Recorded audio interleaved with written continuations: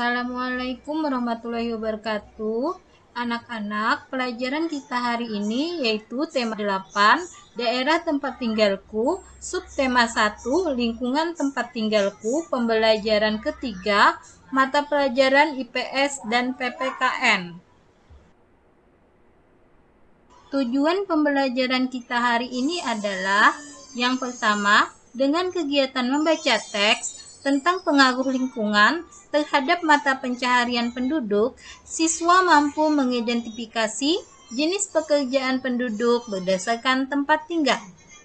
Yang kedua, dengan kegiatan berdiskusi tentang pengaruh lingkungan terhadap mata pencaharian, siswa dapat menjelaskan pengaruh lingkungan terhadap jenis pekerjaan dan perbedaan jenis pekerjaan di setiap daerah. Yang ketiga, dengan kegiatan mengamati keadaan alam lingkungan tempat tinggalnya, siswa dapat menjelaskan hubungan keadaan alam dengan mata pencaharian penduduk di lingkungan tempat tinggalnya. Yang keempat, dengan kegiatan mengamati gambar anggota keluarga, siswa dapat menjelaskan karakteristik individu dalam keluarga sesuai gambar. Yang kelima, dengan kegiatan mengamati ciri fisik anggota keluarganya, siswa dapat menjelaskan karakteristik individu di dalam keluarganya. Anak-anak, perhatikan kasus berikut ini. Pak Bambang merupakan nelayan dari pesisir Pulau Bali. Dia merantau ke Kalimantan dengan harapan memperoleh pekerjaan yang lebih baik. Namun, nasib berkehendak lain. Dengan hanya bermodal keinginan dan dibekali dengan keterampilannya sebagai nelayan, Pak Bambang tidak bisa memperoleh keinginannya. Alhasil, dia hanya menjadi buruh sawit milik Pak Lurah. Namun, karena Pak Bambang tidak mempunyai keahlian dalam berkebun, panen sawit Pak Lurah mengalami penurunan. Pak Bambang bingung harus berbuat apa. Nah, dari permasalahan Pak Bambang dapat kita analisis bahwa keadaan geografis mempengaruhi mata pencaharian seseorang. Mari kita bahas terlebih dahulu apa itu alam. Alam adalah segala sesuatu yang ada atau yang dianggap ada oleh manusia di dunia ini. Keadaan alam Indonesia meliputi keadaan fisik wilayah serta keadaan flora dan fauna. Keadaan fisik wilayah terdiri dari iklim dan bentuk muka bumi yang akan menentukan jenis tanah. Mata pencaharian penduduk di lingkungan tempat tinggal.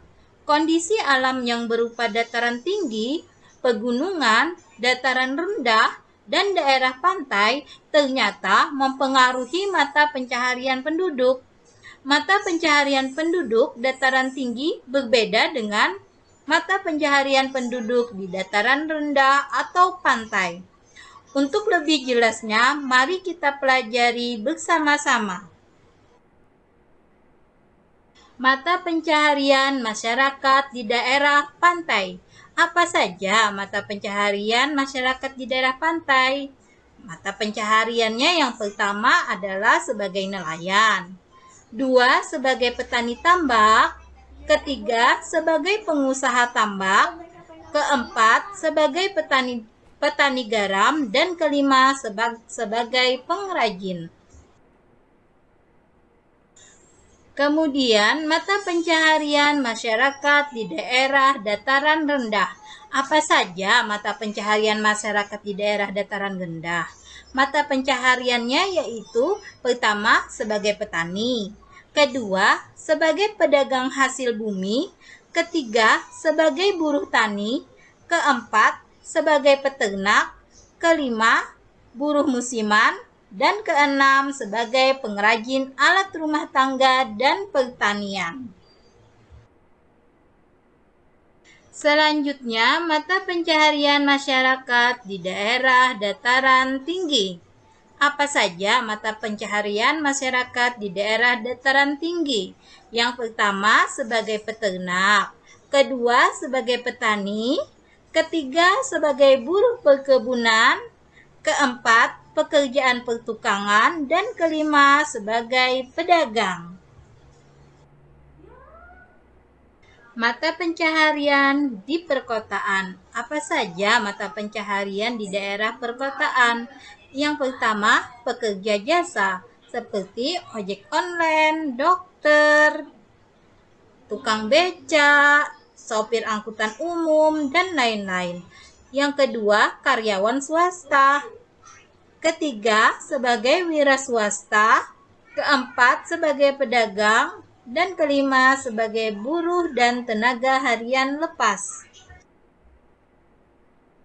Daerah dataran tinggi dan dataran rendah tentunya memiliki perbedaan, baik itu perbedaan geografisnya maupun perbedaan mata pencahariannya.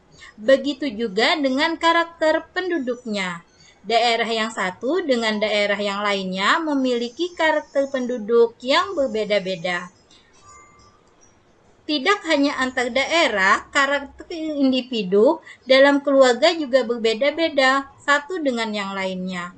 Untuk memahami lebih lanjut mengenai karakter individu, mari kita bahas apa itu karakter. Karakteristik individu atau fisik.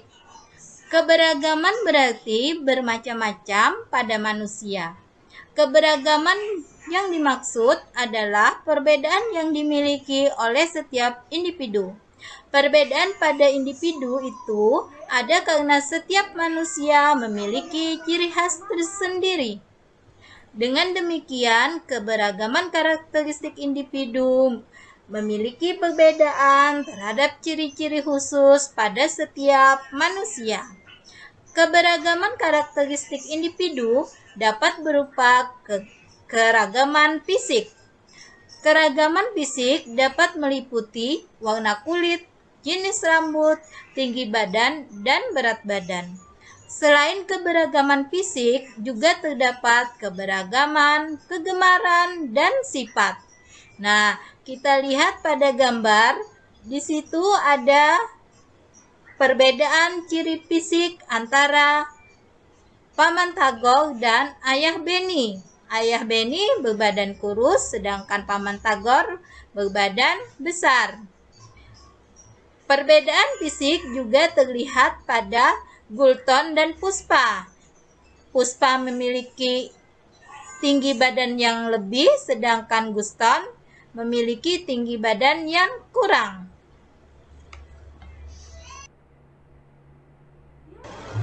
Dari keberagaman karakteristik individu dalam keluarga tidak menjadi penghalang dalam keluarga, bahkan dapat mempererat hubungan keluarga. Untuk mempererat hubungan dalam keluarga tidak hanya melalui toleransi atau saling menghargai perbedaan, tetapi kita dapat mempererat hubungan keluarga bisa juga dengan silaturahmi seperti yang dilakukan Dayu. Saat liburan sekolah, Dayu dan keluarga berlibur ke rumah nenek. Rumah nenek Dayu berada di Bukit Catu, Candi Kuningan, Batu Rinti, Tabanan, Bali. Dayu senang menghabiskan waktu bersama neneknya. Nenek Dayu suka sekali bercerita. Cerita yang diceritakan nenek Dayu adalah cerita fiksi. Apa kalian tahu apa itu cerita fiksi?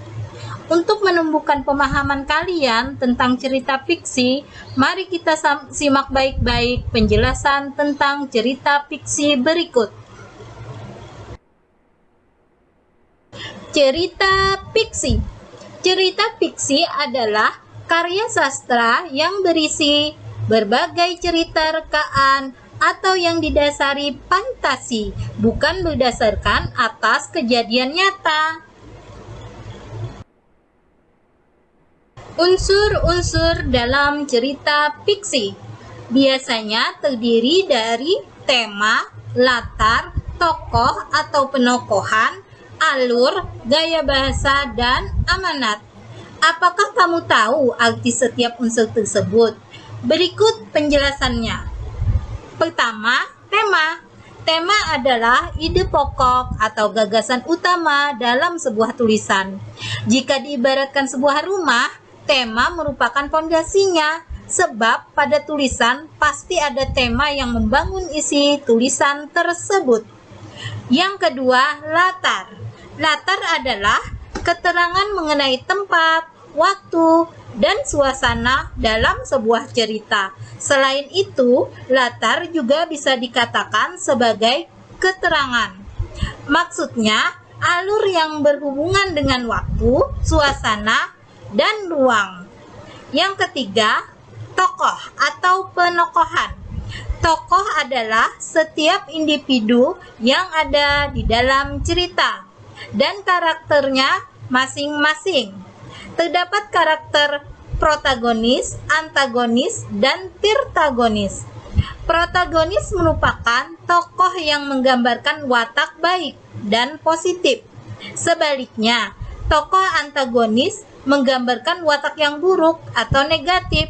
Sedangkan tritagonis adalah karakter penengah, tidak baik, tidak buruk. Jadi dia tengah-tengah. Yang keempat, alur. Alur adalah rangkaian kejadian atau peristiwa yang membentuk jalan cerita.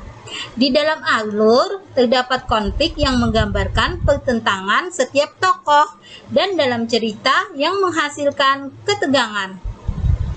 Adanya konflik membuat jalan cerita menjadi lebih menarik karena terdapat proses klimaks dan antiklimaks. Yang kelima, gaya bahasa. Gaya bahasa adalah cara penulis menyampaikan ceritanya. Biasanya terdapat majas-majas tertentu yang digunakan oleh penulis, seperti majas perbandingan, sindiran, penegasan, hingga pertentangan. Kemudian yang keenam, amanat. Amanat adalah pesan yang ingin disampaikan oleh penulis kepada pembaca melalui cerita tersebut. Salah satu hal yang membedakan dari buku fiksi adalah terdapatnya amanat yang terkandung di dalamnya. Amanat diambil dari keseluruhan isi cerita yang dibangun. Itulah tadi pembelajaran kita hari ini. Semoga mudah dimengerti dan Ibu ucapkan terima kasih. Wassalamualaikum warahmatullahi wabarakatuh.